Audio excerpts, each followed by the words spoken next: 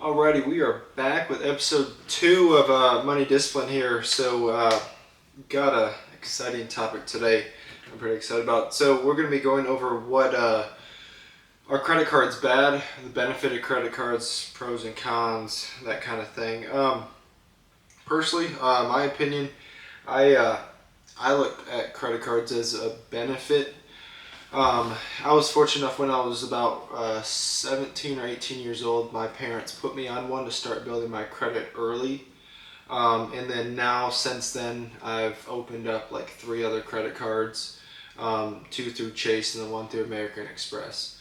Couple benefits to start with, and but let's just start with this. What even is a credit card? Essentially, so you have your debit card, which is hooked up right to your checking account. So once you make a purchase, it comes directly from your checking account into whatever the purchase was there. What a credit card is essentially a credit that the bank gives you on a card, and as they expect you to at least pay the minimum payments every 30 days on that credit card, or they expect you to pay that full amount at the end of your 30-day pay period. So on a credit card, you make a payment in 30 days, you're expected to either pay the minimum payment or pay off the credit card, and that continues every day, right? So what I recommend, how I set up my budgeting schedule is I get paid every 2 weeks. I pay my credit card fully every 2 weeks. So every 2 weeks, my available credit goes back down to zero. So what available credit is when you look at a bureau, in your bureaus, essentially, so what it is let's say you have your credit score of a 750, right? Good credit score. When you go to a bureau, you see all your payments, all your history of available credit, all your car loans, all your mortgages, and that is your bureau showing how you've made payments. Are they on time? Are they 30 days late? Are they 30 or 90 days late? Whatever. Have they been closed? Anything like that. Bankruptcy, so on and so forth. So that is what your bureau is going to be showing, offset credit. So where I'm going with this, so with a credit card, as I like to have a few open, and my favorite one to use is the American Express, because what I do with that is every 2 months they allow you to ask for a higher balance, right? So what benefits you there is, like, let's say when you're going to go finance a car, um, or look at getting a house, when they pull your bureau, they're going to look at how much money do you have on available credit. So do you have 100% available credit? Do you have 50%? Do you have 20% available credit? So when you look at your available credit, you would like to stay under that 50% mark. So if you have $10,000 of available credit, total with all your credit cards or just your one credit card, you want to stay $5,000 or under. That's to the bank's terms of good money management that way. Like I said, I would recommend paying those off every 2 weeks minimum. Every month I would stay away from making the minimum payment, which we'll get in that a little bit later. But I always look at, like with American Express, every 2 months you can request a higher limit. And the reason that it's good for that, so when you go look to do finance in a vehicle, let's say when you start with a credit card, they'll probably give you a limit around $500 to $1,000, right? But every 2 months you can request a higher limit. Let's say I want to have, can I have a $5,000 limit, right? So now your bureau, your available credit is now $5,000. So every 2 months you keep increasing that versus just letting the bank give you a higher limit. It's a lot easier to get approved when you go and look at a vehicle or home, because you, on your bureau, you have a lot higher credit limit, right? So that is one of the benefits of why I like to use credit cards, because back in the day, cash used to be king, right? Now everything's credit based. How well do you make your payments? And so on like that, which I don't necessarily agree with. But it's a game that if you get to start early, like fortunate enough, mom put me on a credit card when I was 17 to start building credit early on. It's a game that it's good to start playing and try to get ahead on. As some people may know, once your credit slips or you close a couple, or your banks close a couple of credit cards because you don't pay them anymore, or it's very hard to build your credit back up, right? So that is one benefit or trick you can do to build your available credit and build your bureau so it looks stronger when you're looking to get a loan. Another thing, when you have a very low credit limit, like let's say $5,000 between your credit cards or whatever, your score can only get so high. So if you look at people with like 800, 850 credit scores, their available credit is a lot higher, meaning they're more trusted by the banks to have said credit limits, right? Or available balances that they can spend on their credit card because the bank trusts them with their income, their assets, that they're going to pay the money back, right? So that's essentially running through, just a brief run through of what credit cards are, essentially why I recommend those a lot more than just use a debit card. Another thing that credit cards do for you is that they give you money back, or you can use them for traveling, get free points for flying and so on. So with a debit card, obviously you make your payment, money comes straight out of your checking account, purchase, done, right? Well, with your credit card, you can use it with American Express or several other credit cards like the Chase ones, that you can do like 3% cash back or 6% cash back on certain items. So you spend $100 on something, you get $6 back. So that's another good way of just getting a little bit money back from money you're already going to be spending, whether it's on groceries, gas, travel, bullshit that people buy, whatever it may be, right?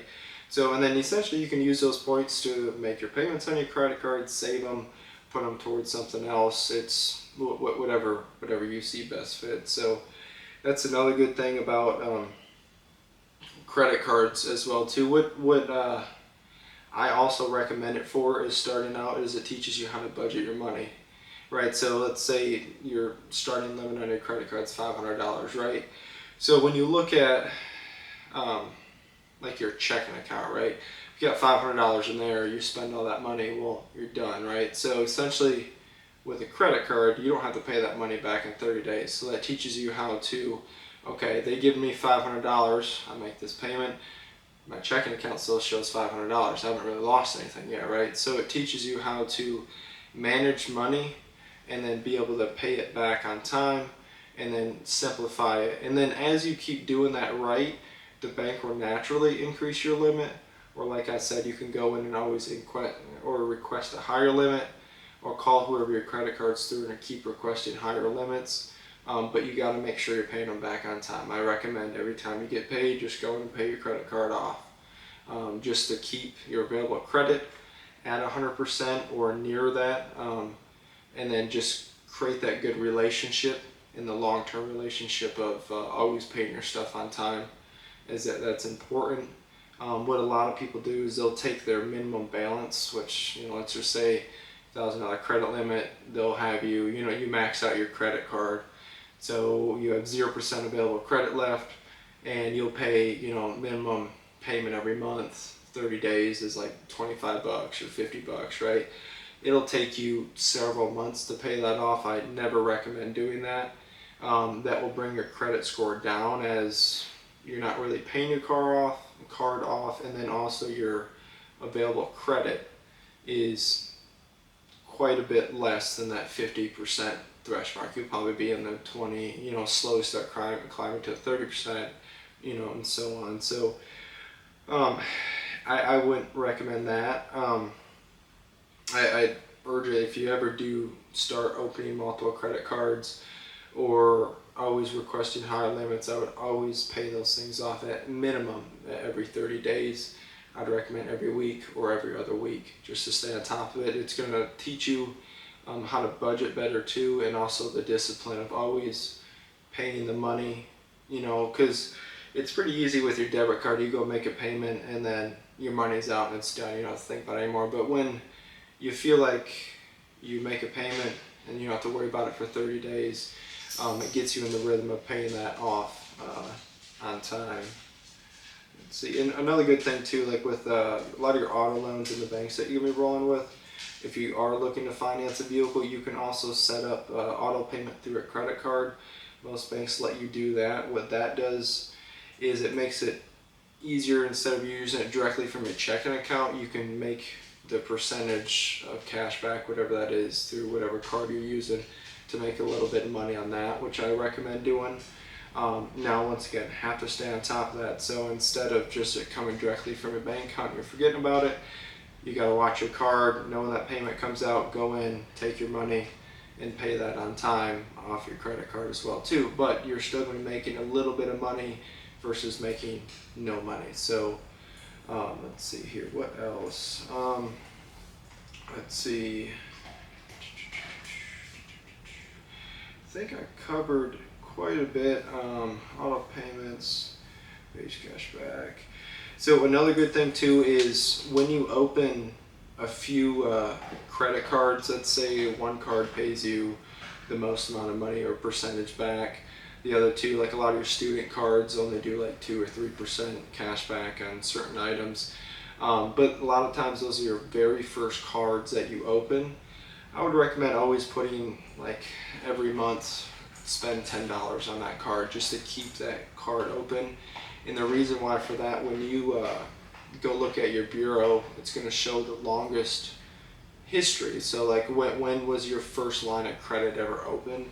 A lot of times it's for people, it's that student credit card or whatever, like they do for like college students. They'll give lower rates on interest for the credit card. That just helps you with your history.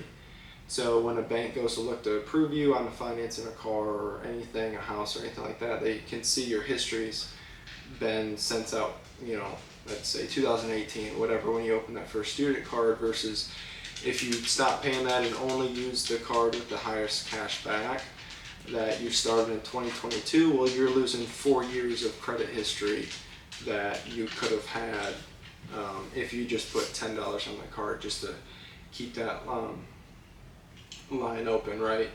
So with I was just doing a little research before I started this with credit cards. The average American, and this is why credit card companies make so much money, and this is why credit cards, also the bad side of it, gets you into a lot of debt because you are spending money and you're not losing any at the same time. So a lot of people see, oh, I have a $5,000 credit limit. Oh, cool, I just got $5,000 I can go spend right now and I can just make the minimum payments and, no big deal, right? Well, no, not necessarily. One, your credit score is going to drop. Two, it's going to be a lot harder to get approved because your available credit percentage is so low. And then two, the average American has $6,400 of credit card debt. So these are people that aren't paying their credit cards off every month. They just, will make the minimum payments, or they spent $3,000 on a credit card this month. Oh, I've spent too much money. I'll just pay $800 off. That's above my minimum payment for the month.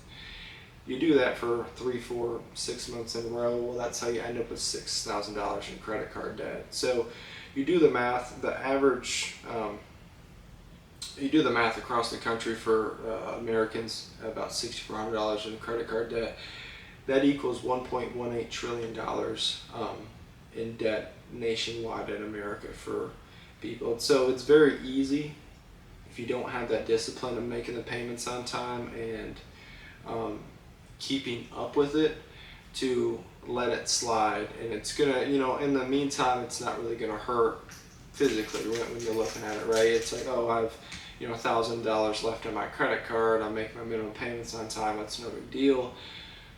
But when you go to do anything like financing or actually need to buy a big ticket item, a lot of times you won't get approved because the bank says, well, you're not paying your shit on time, you're just paying the minimum payments. You have no available credit to even pay back the vehicle or whatever you're trying to finance. So why would we approve you for such thing? Let's see here. What else do I got in my notes? Don't pay minimum payments. Another thing too is when you are looking at your credit cards, and you're either late or you're not paying them on time. The interest on credit cards a lot of times are at like 15%, 22%, 29%. So the money that they're going to make on you when you don't pay those on time are drastic.